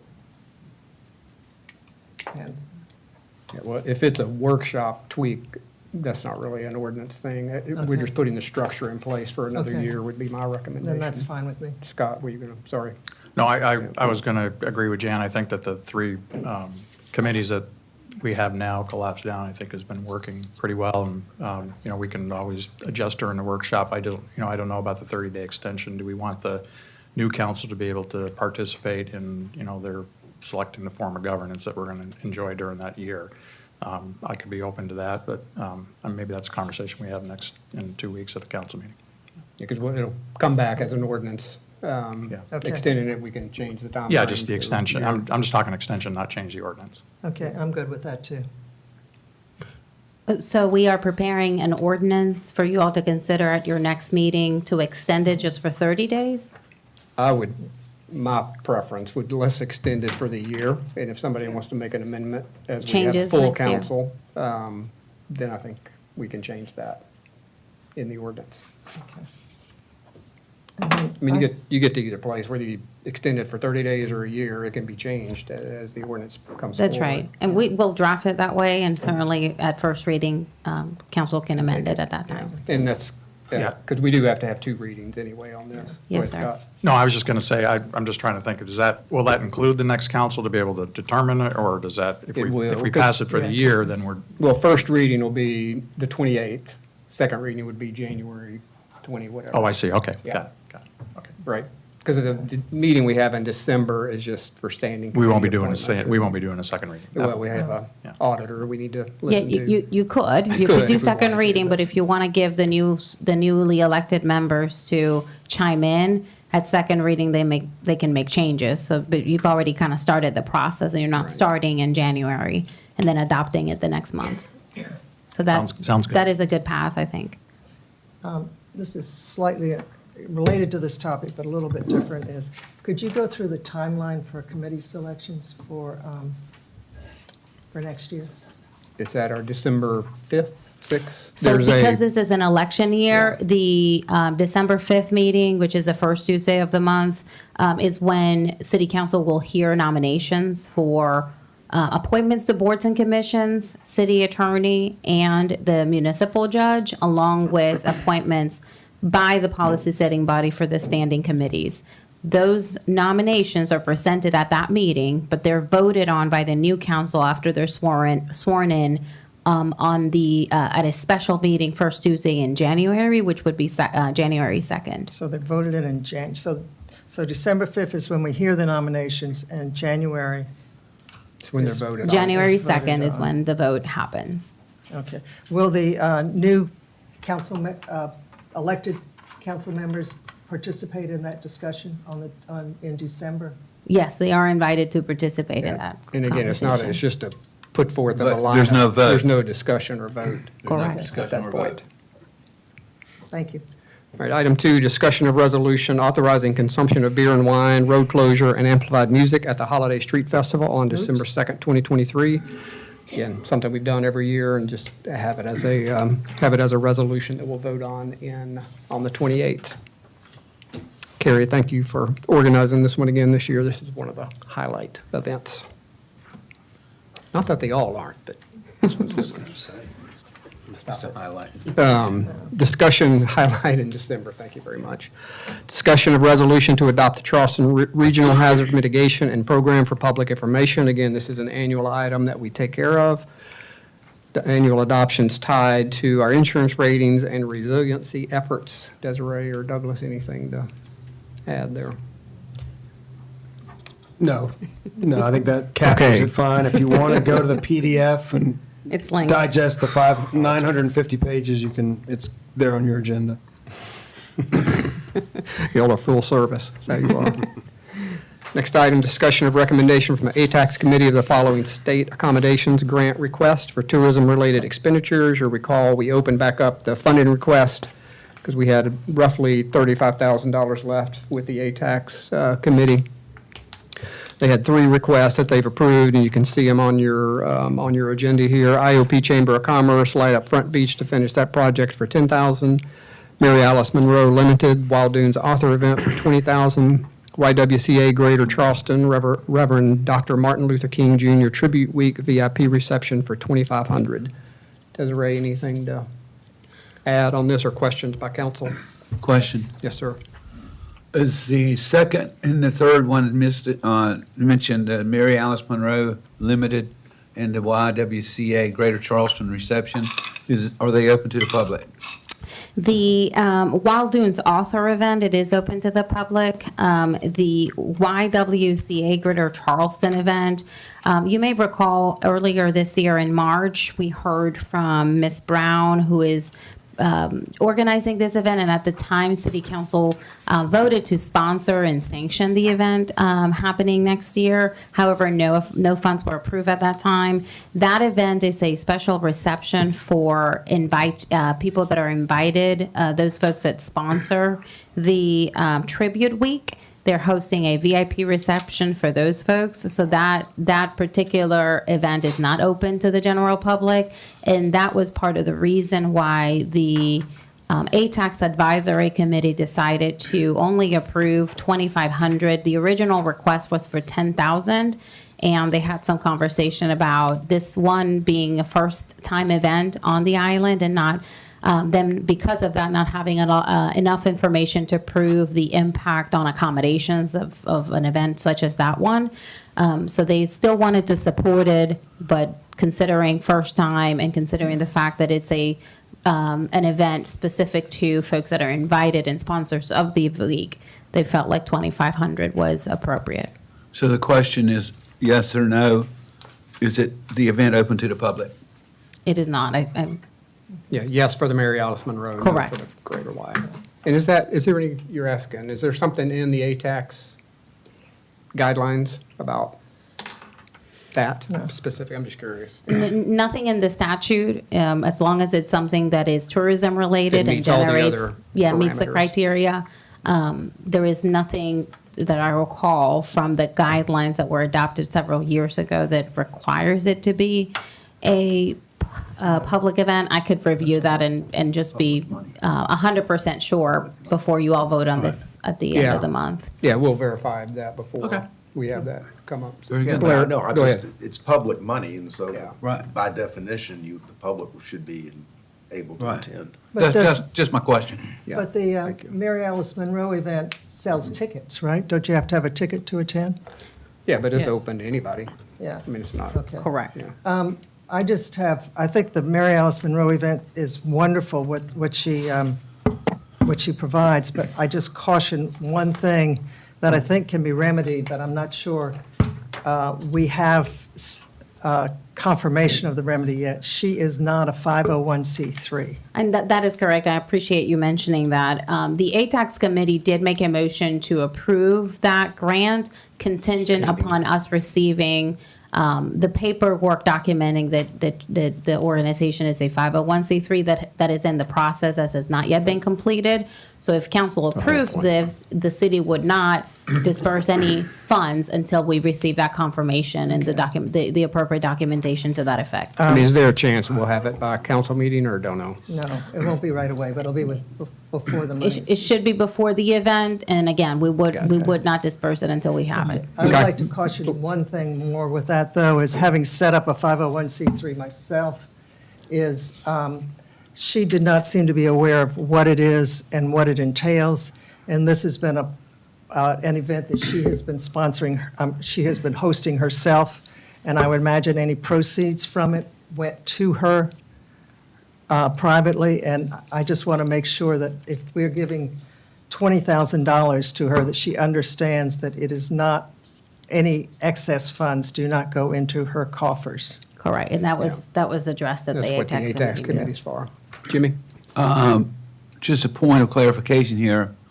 The 501c3 is, the paperwork to get it approved is called a Form 1023. And it could be a 1023 or a 1023EZ. It's determined on how much revenue you're expected to generate. If you have sent in the Form 1023 or a 1023EZ, especially by certified mail return receipt, then you are allowed to go out and solicit funds as a 501c3. The 501c3, they've gotten better on the approval process, but it used to take months and months and months. You don't have to wait on that. You don't have to wait on the actual 501c3. And then once you get to 501c3, you have to file every year, and they're very strict about the accounting on that because the IRS is not really fond of 501c3s because they don't pay taxes. Yeah. And so I do a lot of them for every year, and if you go 3 years without filing, then you lose your exempt status. But she won't. I would be very surprised if she had a 501c3 approval in her hand when the funds are dispersed. But legally, you can advertise it as a 501c3 application if you have sent in the Form 1023, which is the official application. And the only way to do that is online. I think they were, I don't know whether they can do this, but I watched the meeting and just thought that what they intended was just to hold the fund, to approve her as an eligible recipient, and hold the funds until she did, even if it's 3 months or 6 months down the line, however long it took before they dispersed the funds, which would be fine. My concern is what you're talking about, making sure that she understands that there, documentation and making sure you don't commingle funds and stuff like that. Well, the way I understand the law is as long as the 1023 is filed and it's been accepted, it takes them a while to approve it, but she's fine. But she won't get the 501c3 immediately. All My right, let's move on. Deborah, financial statements. Amy, do you mind making the screen just a little bit bigger maybe for audience? And this is in council's packet. So this is expenditures through October 31st. Deborah, sorry. Yes, sir. Thank you, Mayor. Good evening, council. All funds combined are 24% of revenue and 25% expenses for our targeted, our 4 months in at 33%. That's the top section, which are all funds. I want to bring to your attention that in the disaster recovery expenses, we initially put the first invoice for the beach scraping into the disaster recovery fund, and we're going to move that out and put that into the beach preservation fund. So that's why that account is showing, of course, that large percentage over for the year, but that's going to be reclassed. We also have $294,000 in invoices that came in this month for the continuing ongoing project of the beach scraping. As for the general fund, the property taxes bills went out. You all should have received them. So revenues are starting to come in for property taxes. The general fund overall is 16% of budget with revenue streams higher than prior year, with the exception, as Desiree has already mentioned, in beach business licenses and permits due to, of course, the increased interest and just the slowness in construction. The departmental expenditures are 30% of our target in October, with BSOs, again, just be reminded that that is additional staff, and we incentivize those current staff members to stay longer.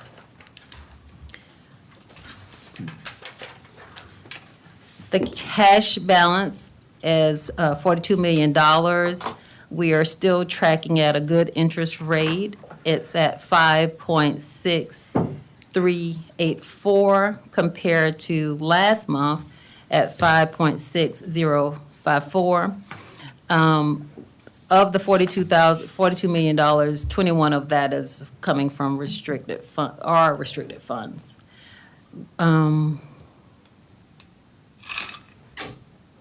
Okay, I think that's all. I'm going to go to the tourism funds that we've received this month. For the Muni A fund, A tax, A fees, we received $196,000.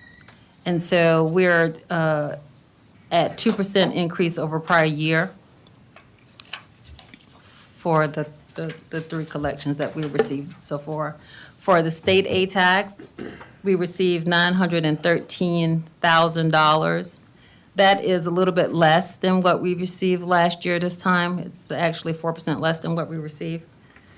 And for the pass-through tax, we haven't received anything yet this year, and I looked back and we didn't receive anything until November, so we should be getting something in this month.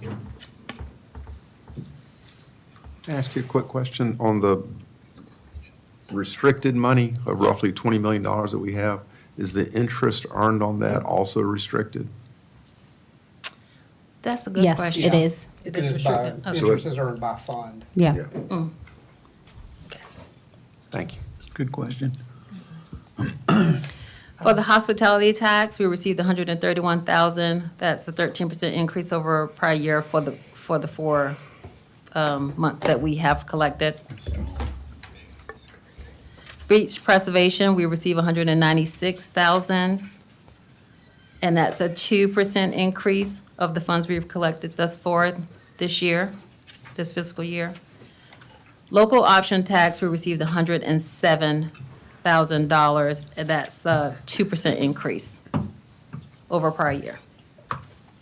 For our, we have one project that's active right now, and that's our drainage Phase 3. And that spreadsheet is included. If you have any questions, just let me know. So the other thing on the agenda is to discuss the net positive result. Hey, Deborah, for- can I hold you right there real quick? Yes, Let's you talk can. about this other page, this Okay. cash flow page real quick. Desiree handed this one out, the colorful page. Okay. Blair, you'll like this because it's just like the salary page, colors everywhere. So with the $42 million that Deborah mentioned that we have in reserves and the number of projects that we have going on, and I think there are some copies, Desiree, in the room of this or not, if anybody wants one in the audience. Is this posted or? No, not yet. Okay. Will be. All right. So this is just for your takeaway and digestion tonight. So $42 million in current reserves. We have a lot of projects that are going on. We have other large expenditures coming up in future years. So I had asked Deborah and Desiree to put this together. So the top part of the page are budgeted fiscal '24 items that, you know, are in motion, if you will, or some have already been spent. Again, I was starting to lose track of how many times could I spend that ARPA money? That's what I was thinking. So again, the top portion are projects you're familiar with. Desiree will hit on here in a moment as from a status standpoint. The bottom part are upcoming large projects, just to give us a feel for, you know, again, staring at $42 million in reserves, your mind can go various places, but I just wanted to have a good feel for where we were from a net position standpoint. So this was just a first stab at kind of future cash needs. Again, we can talk about it tonight. Don't have any expectation to do that. Really, it's the first time you're seeing it as well, so I just wanted to put it out there for digestion, and we can bring it back to next month's workshop, or January's workshop for further conversation, unless you have comment tonight. And you'll see, one thing, Scott, you'll see a couple of notes on there. Yeah. You know, on the Waterway Boulevard path, for example, we're hoping to get 90% of that covered via a grant. We've got $1.5 million that is at the state that we haven't drawn down yet, that'll also be coming into our reserve numbers. Drainage, you know, now that we have the master plan, we certainly have more projects than we have money for, so we'll have to bump up that $500,000 that we have in future budget years. Scott, go ahead. No, I was just gonna, I think the schedule like this is fantastic. I think we ought to do more of the forecasting to understand. We may have the money in the coffer, but if it's encumbered or if it's committed to future projects, we should have that forecast to show where we're gonna be towards the end. And I think if I'm reading this correctly, of the 42, we've already got 10 in current commitments. And then we've also got, of the remaining cash balance, some of that's restricted, so we should know what that is too, so we know what our discretionary funds are that Yeah, are available. and Yeah. some of those, Scott. No, this is good. Sorry, in the future year spends. Yep. I mean, that covers multiple budget years, and some of them are wish list items at this point, but some are certainly going to be No, needed. I like So, this. This is yeah. good. All right, Deborah, sorry. Thank you. So next item is, Can I ask some questions about this, or would you like for me to just? I'd like you to hold them. Okay. And either you can get them to, I mean, this is just for digestion tonight. Yeah. Okay. And we'll talk about it more in a Yeah. future workshop. Yes, I'm- So next item is audits close to being done. We'll hear it at the December 5th or 6th meeting, whenever we're there. But as you know, to close out the year, we have to decide what to do with our excess net positive results, which is a little bit over 2 million this year, so a little bit better result than we did. So Deborah, sorry, go ahead. No, you're fine. So based on the schedule, okay. And this is a separate handout that Desiree also had Oh, for you. okay. So based on this schedule, like the mayor said, we have $2 million in net result. So what we would like to recommend is to keep 15% in the general fund and to put 5% in the disaster recovery fund, and then 80% to the capital fund, because that's its only source of income.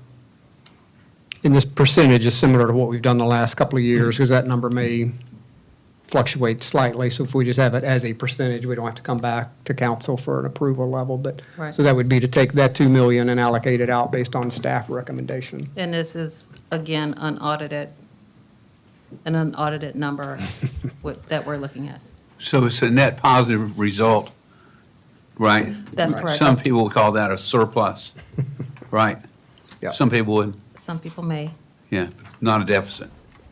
Could be profit Not a if we deficit. were a business. So this is something that will be presented to council at the November 28th meeting. We typically take a vote For of council. voting, yeah. And then we'll just take direction on, in terms of, like you mentioned, the percentage. And then once we close everything out, we'll apply that to the distribution of that positive net result. Yeah. For FY '23.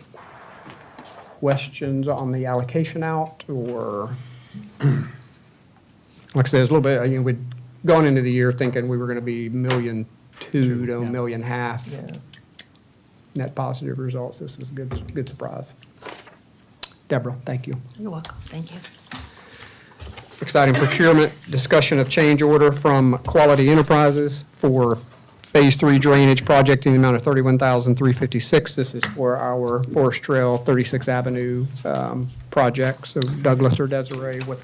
Yes, this is a change order that has been reviewed and recommended by Thomas and Hutton. They're the engineer overseeing this Oversight, yeah. project.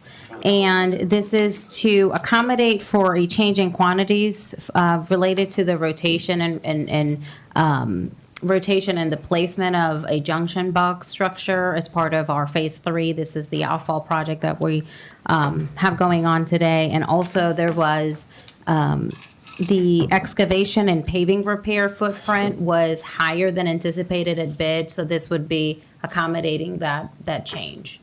Our current, I know we have it up, our current Contingency. contingency budget on that project is $138,000. So we would be well in line to approve this, certainly recommended by the staff and the engineering. And this, this really should be it, because they're Yeah, they're wrapping up. 75% done, give or take. Yeah, waiting on Very, steel. very close. Yeah. And they provided a lot of detail on it. Yes, Yeah. all that's included in your packet. All right, next item, discussion of change order from Coastal Science and Engineering in the amount of not to exceed $65,000 for ongoing engineering services related to the emergency beach work around the breach inlet area. And again, that's in your packet, Desiree. Yes, later this summer, when city council approved the first budget of $250,000 to realize a trucking project to address the erosion problems that we've been having on the breach inlet side. As part of that cost estimate, we had a proposal from CSC for $22,000 that was inclusive of the $250,000 that was approved. That project assumed essentially a 2-week project of a trucking project. As you all know, after Hurricane Idalia, it has been on an ongoing emergency project that we have been relying on CSC for their expertise, for their oversight of the Collins construction project. They are doing a lot of surveying and data collection, and again, being here weekly to oversee not only the contractor, but how the work is progressing. Weekly or daily. Pretty much, certainly daily. So at the time when we engaged CSC for this particular project, again, it was a very detailed, scope-specific project that has morphed into an ongoing operation because of the issues and the challenges that we've been having there. So I fully recommend and request City Council to approve this amendment so that we can compensate the work that CSC has been doing on our behalf. Absolutely. Thank you. Yeah, Scott. Yeah, can I guess with, because Thomas and Hutton's was right before the CSE, they provided quite a bit of detail of and I'm not necessarily for or against the request for the amendment, but can we just ask Steve, maybe in CSE, to provide us a little bit more of the kind of summary of the original project, a little bit more detail how the 65 might break out, so that we can understand exactly what the 65 is for besides just the 4 or 5 bullets there. I think that might be helpful, and I think he's asking for an up to. But Correct, if and he- not to exceed. Yeah, if he can give us maybe what the original contract was, that way just for our documentation as well. Sure. That way we've got a walk of what the 65 is for. And then what the new totals are gonna be. And the idea would be for this 65 to be covered with the already approved allocation of 1.25. So we can get that, we can get a little bit more. So within the detail for you. original budget approval amount? Yes, sir. Approval amount. Thank you. Desiree, I learned, whenever it was, Monday night, with the Corps of Engineering presentation, that there's going to be expense to the city on that project. Do we have any ballpark idea how much that's going to be? We do not, very high level estimates between 200 and 300,000. It would be very equivalent to the work that happened right after Hurricane Idalia, when you're scraping and mobilizing sand. Much cost-effective operation than trucking in sand. So that's what we're looking at. As soon as the Army Corps project selects a vendor, it is our plan to solicit bids for that, the portion that the city would be doing in addition to the Corps project. And we've got 250,000 plugged in on the Okay. cash flow spreadsheet, just to capture a number, at least at this point, until we get something more definitive. Does that fund come from the beach emergency fund? Is that the money for that? Beach preservation Beach fee fund, preservation, yes, ma'am. Yeah. Okay. You good? Last item is capital projects update. A lot going on. So again, a huge thank you to staff on what's happened in the spreadsheet. Thank you, Amy. Is on the screen and it's in your packet, Desiree. All right, we'll start with the drainage, talked a little bit about the outfall. The road work was completed way ahead of what we anticipated, so we're really happy that we were able to reopen the road. They're waiting on some fabrication of materials before coming back here. The expectation is that they come back first week of December and that the 36th Avenue outfall project will be completed in January. The 41st Avenue outfall project, we just received the executed contract from SCORE for the Bastion Group. We anticipate that project to start construction end of January. The Waterway Boulevard multi-use path, again, this is a project we're waiting on first quarter of next year to receive news from FEMA on our grant. However, council decided to award a design and permitting contract to Thomas and Hunt to begin working. We're still going over legal review of the agreement. There's just been some changes requested from Thomas and Hutton that our attorneys are kind of jumping back and forth on. So we're hoping that we get that fully executed as soon as possible. The sea level rise adaptation plan, staff held a kickoff meeting last month, in October, and they're in the process still on coordinating and hosting stakeholder meetings. Jumping onto the IOP Marina, the public dock project and T-dock repairs, as I've notified you all, has gone out for bid. The bids are due November 21st. We released an addendum with answers to questions that we received at the pre-bid meeting this morning. So we're sharing that with all the proposed potential contractors. And we believe we will have between potentially three and four bidders. So that's good news. The marina dredging, that's an ongoing process. I did receive a report from ATM with their final analysis on the disposal alternatives. I just haven't had a chance to meet with them just yet to review next steps, but they are fully contracted to start working on the permit application and are doing a lot of work on our behalf for that project. Beach maintenance and access improvements, the county park emergency vehicle access. City council approved that last month. We're still waiting on just final feedback from the county and whether or not it has to go through the board process for approval before we can go out and get the bids out and we can select a contractor and start construction. We have ordered surveys of the paths that we would like to improve, whether through an ADA path or footbridges to address some of the standing water issues. We have an ongoing list of locations that we want to improve over time. We're taking it sort of bite sizes and trying to address at least 4 every year. For this year. Yeah, and partly, we have enough typically for 2 in the budget, but we have money coming from state level to help us with 2 others.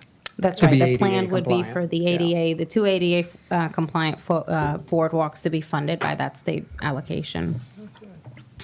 Beach maintenance restoration, I talked about that already. Buildings and facilities, the fire department exhaust systems, that is in process. We anticipate completion early next year. City Hall renovation, we have had a kickoff meeting with Trident and the designers at McMillan, Paz & Smith early this month, and we've already met and had a visit by the appraiser and their staff. They're doing a 3D scan of our building. That's part of their assessment of current conditions and the review of alternatives for you all to consider, whether to expand, renovate, or build new. Outdoor fitness court, I hope everybody has had a chance to drive over. It is complete, and staff is in the process of putting together a very nice ribbon cutting ceremony for December. So be on the lookout for that invite. The dog park improvements, the fence has been completed and the hardscapes. Staff is just waiting for the delivery of some of the play equipment that's going to be installed. And I don't know if you all recall from the original presentation, there were some silhouettes that are going to be installed along the fence. I believe that's already in hand or very close to being in hand and installed. So that project will be inaugurated first of the year. The undergrounding power lines, Dominion Energy, the first project that we're going to be fully, very, very close to construction next year will be 14th Avenue. We have been helping Dominion Energy in the process of acquiring easements and determining the location, some of the infrastructure that is necessary as part of the conversion in that area. And we have reviewed preliminary design and cost estimates of the project at 41st Avenue. Unfortunately, we will not be able to construct that as along with the 41st Avenue asphalt project, which was the original goal a couple of years ago. It's has been much more complicated than we anticipated, but at least we've identified a couple of construction details that could be done as part of the drainage project that will facilitate the construction in the future of the conversion project there.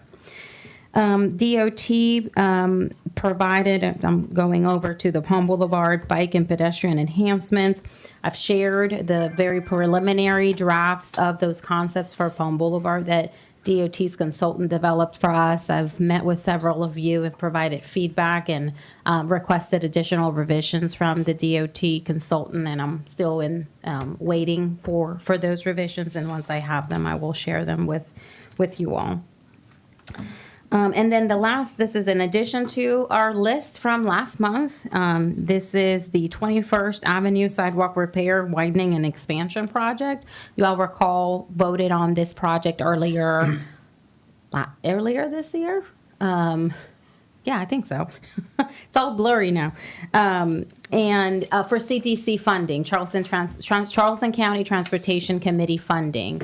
And this was our number 2 priority, but was selected by the committee for approval. We received $260,000 for this project, and we anticipate construction sometime next year. We're hoping that we can avoid the busy season, but this would be a good addition. We are repairing the existing sidewalk, widening it and extending it so that it connects to the sidewalk currently on Palm Boulevard. All right. So which section of 21st Avenue will it be? It's From the church down. From the church down To Palm. waterway, there's currently a sidewalk, but it needs a lot of repair, and it's, I believe, 4 feet wide, so it's being expanded to 6 feet, I believe, and then taking that all the way to the curve, past the church, the curve to where the sidewalk currently starts at Palm. I trip over it frequently. Yes. Do what, Scott? I said on my runs, I trip over it frequently. Oh, it's right- as bad as a waterway pass. And I do want to point out, right now, it's a path, same level as the asphalt, so it's asphalt, so it's going to be a raised concrete sidewalk. So it'll be much nicer. That's all I work. have, Mayor. Thank you, Desiree, good work. A lot of projects. There being no further business. Motion to adjourn. Second. All in favor, say aye. Aye. Aye. Off record at 7.